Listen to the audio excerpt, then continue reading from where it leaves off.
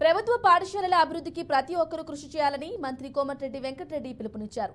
నార్కట్పల్లి మండలంలోని బ్రాహ్మణ వెల్లం జడ్పీహెచ్ఎస్ పాఠశాలలో బడిబాట కార్యక్రమం హాజరయ్యారు. విద్యార్థులకు ఏకరూప దుస్తులు, పాఠ్య పుస్తకాలు పంపిణీ చేశారు.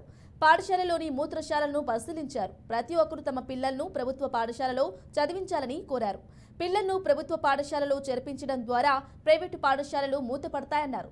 త్వరలో కొత్తగా 13,000 టీచర్ పోస్టులు భర్తీ చేస్తామన్నారు. ఈ రోజే స్టార్ట్ అయితే ఎప్పుడు స్టార్ట్ చేస్తారు? 2 రోజుల్లో వర్క్ కూడా స్టార్ట్ అవుతున్నది.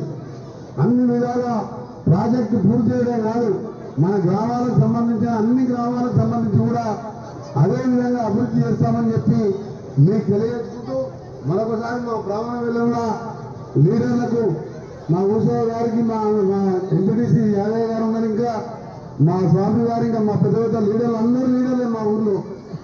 ప్రతిసారి కూడా నాకు అన్ని ఓట్లు ఉంచాడే ఇస్తారు ఎప్పుడు. మీ అందరికీ దాంతోపాటు మీ అందరూ కూడా మాకు సపోర్ట్గా ఉండి ఈరోజు రాష్ట్ర స్థాయిలో కోమటిరెడ్డి వెంకటరెడ్డి గుర్తుపడుతుందంటే అది బ్రాహ్మణ వెల్లంలో అక్క చెల్లెళ్ళ అన్న తమ్ముళ్ళ ఆశీర్వాదం.